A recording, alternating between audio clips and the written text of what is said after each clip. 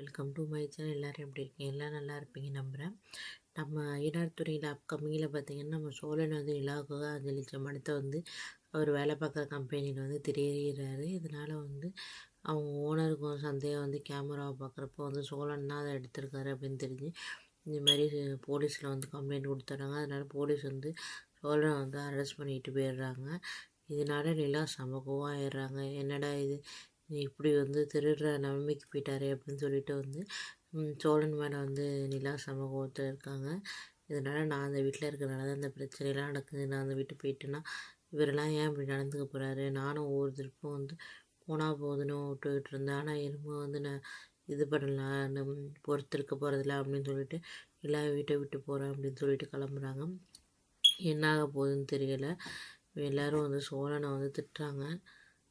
சோழன் இதுலேருந்து எப்படி தப்பிக்க போகிறாரு அப்படிங்கிறத பொறுத்து இருந்தால் பார்க்கணும் ஃப்ரெண்ட்ஸ்.